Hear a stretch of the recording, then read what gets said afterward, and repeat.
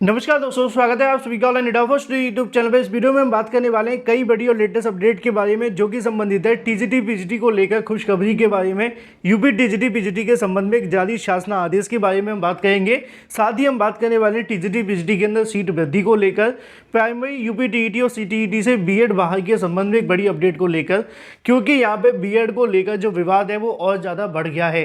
Detail में बात करेंगे। तो चलिए दोस्तों, वीडियो शुरू करते हैं। वीडियो को लाइक कर दें और शेयर कर दें, चैनल को सब्सक्राइब करके बेल आइकन को दबा लें, जिससे कि आपको रियल ऑथेंटिक जानकारी सबसे पहले मिलती रहे। शुरुआत करते हैं सबसे पहली अपडेट के बारे में जो कि संबंधित है यूपी टीजीटी पीजीटी भर्ती के बारे में जारी शासन आदेश को लेकर। फिर बात करेंगे अगली अपडेट को लेकर। तो दोस्तों, यहाँ पे आप सभी के सामने देखने के लिए मिल जाता है यूपी टीजीटी पीजीटी, जो कि आपकी माध्यमिक शिक्षा विभाग के माध्यम मतलब कि माध्यमिक शिक्षा विभाग चयन बोर्ड के माध्यम से करवाई जाती थी। अब वो आपके नए आयोग के माध्यम से देखने के लिए मिलेगी, क्योंकि चयन बोर्ड वर्तमान में सदस्य विहीन हो गया है और आने वाली 8 अप्रैल को अध्यक्ष विहीन भी हो जाएगा। इसी बीच आप जानते हैं कि उत्तर प्रदेश माध्यमिक शिक्षा सेवा चयन बोर्ड से बहुत सारे ऐसे अधिकार हैं जो कि अब ले लिए गए हैं। लेकिन अगर बात की जाए उत्तर प्रदेश माध्यमिक शिक्षा सेवा चयन बोर्ड नियमावली 1998 के नियम 13 के संशोधन के संबंध में ये जो शासन आदेश है वो जारी किया जाता है।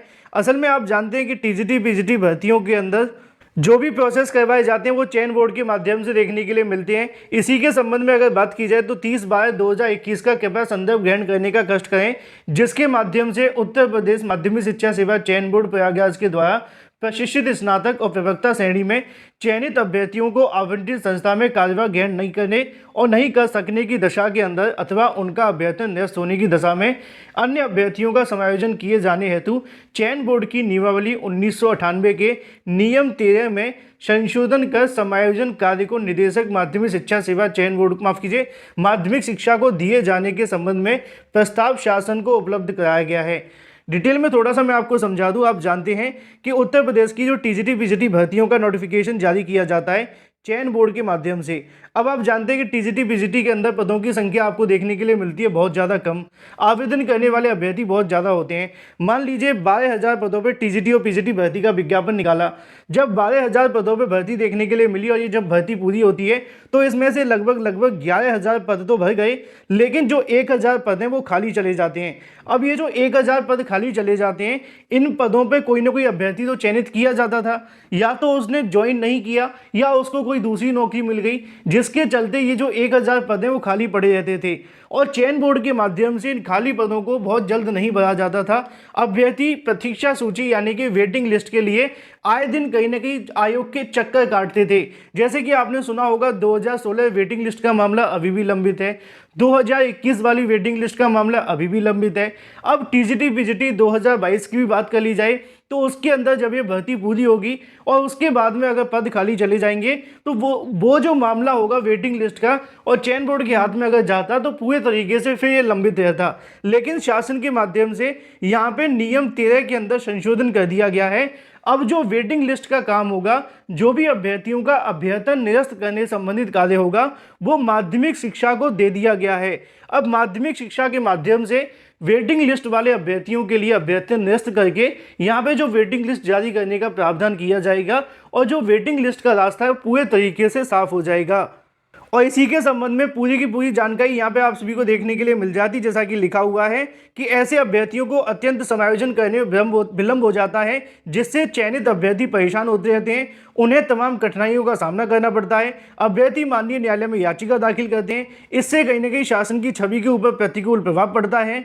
ऐसी स्थिति के अंदर विसंगति को दूर करते हुए अल्प समय में अभ्यर्थियों को समायोजन किए जाने के लिए उत्तर प्रदेश माध्यमिक शिक्षा सेवा चयन बोर्ड नियमावली 1998 के नियम 13 में संशोधन कर समायोजन का जो अधिकार होगा वो यहाँ पे शिक्षा निदेशक माध्यमिक को दिए जाने का निर्णय लिया गया है। अब इन खाली पदों पर जो समायोजन किया जाएगा वो यहाँ पे माध्यमिक शिक्षा निदेशक के माध्यम से किया जाएगा, ना कि उत्तर प्रदेश माध्यमिक शिक्षा सेवा चयन बोर्ड के माध्यम से। इसी के संबंध में पूरा का पूरा जो यहाँ से आदेश है वो जारी कर दिया गया है। पहले क्या चीज़ें देखने के लिए मिलती थी, अब संशोधन के बाद ये कर दिया गए। जैसा कि मैंने आपको आसान भाषा में स्टार्टिंग में समझा दिया कि जो भी टीजीटी पीजीटी भर्तियों के अंदर पद खाली है जाते हैं, उन पदों को यहाँ पे अभ्यर्थी निरस्त करते हुए नए अभ्यर्थियों को समायोजन करने के लिए नियुक्ति तक के प्रोसेस का जो काम है वो माध्यमिक शिक्षा निदेशक को दे दिया गया है।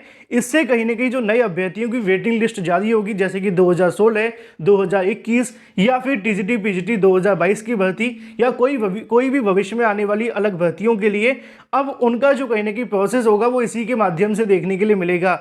और ये छात्रों के लिए बहुत अच्छी राहत वाली खबर है, क्योंकि वेटिंग लिस्ट के मामले 4-4, 5-5 साल तक लटके रहते थे।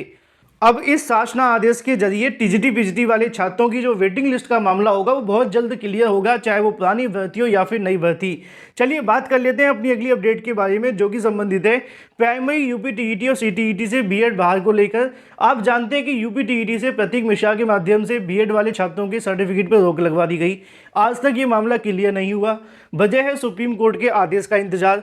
वहीं दूसरी तरफ अगर बात की जाए सीटेट को लेकर, तो सीटेट के जो प्रमाण पत्रों पर वो भी आज की तारीख में रोक लग गई। कल जब इस मामले को लेकर हाईकोर्ट ने आदेश दिया तो आपने देख लिया होगा, आज सुबह के अलग अलग समाचार पत्रों में आपको जानकारी देखने के लिए मिल गई होगी कि सीटेट वाले जो अभ्यर्थी होंगे बीएड करने वाले, खासकर उनके प्रमाण पत्र को यहाँ पे जारी नहीं किया जाएगा, क्योंकि रोक लगा दी गई है।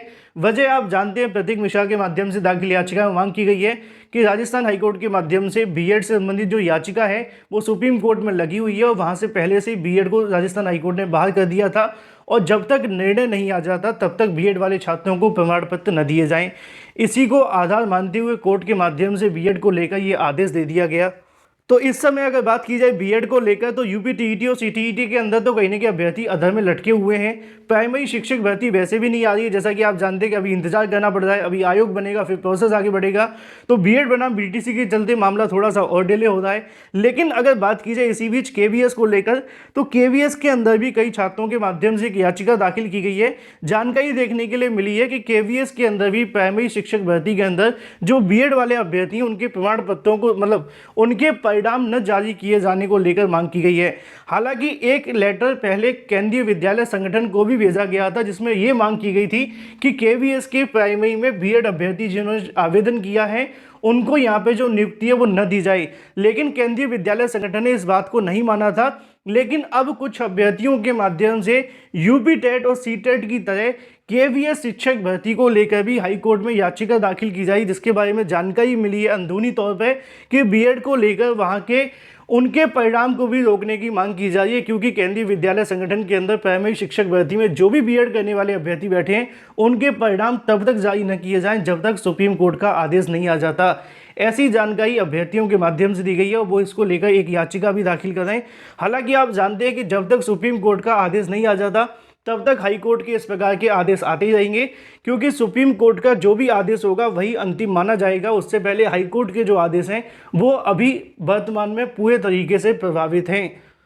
अब देखना ये होगा कि याचिका दाखिल करने से पहले हाईकोर्ट के अंदर क्या केवीएस को लेकर कोई आदेश दिया जाता है या फिर केंद्रीय विद्यालय संगठन के माध्यम से इस प्रोसेस को शुरू कर दिया जाता है। याद रहे, केवीएस मतलब केंद्रीय विद्यालय संगठन की शिक्षक भर्ती पहले से ही सुप्रीम कोर्ट के आदेश के अधीन है।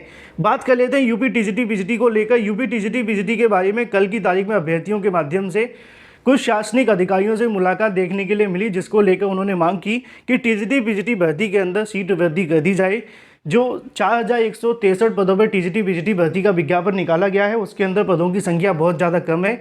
अगर हो सके तो पोर्टल खोलकर दोबारा से रिक्त पदों का जो विवरण है मांग लिया जाए और जो भी पद मिलते हैं उनको जोड़ दिया जाए।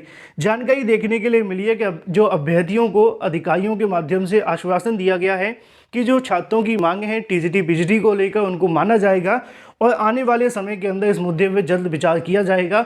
उनके माध्यम से पूर्ण आश्वासन दिया गया छात्रों को। छात्र तो कह रहे हैं कि पोर्टल खुलेगा, लेकिन जब तक खुल नहीं जाता उससे पहले कहीं ना कहीं आप जानते हैं अधिकारियों के आश्वासन ऐसे ही होते हैं। लेकिन अगर ये अपडेट पूरे तरीके से यहाँ से अधिकारियों के माध्यम से कहा जाता है कि भाई हम काम को करेंगे, वो काम कर देते हैं, तो छात्रों के लिए बहुत बेहतरीन होगी। बात कर लेते हैं अपनी अगली अपडेट के बारे में, जो कि संबंधित है मुगल इतिहास के बारे में। जैसा कि आप जानते हैं कि मुगल इतिहास को लेकर हाल ही में जानकारी मिली थी, सीबीएसई के माध्यम से कुछ बदलाव किए गए।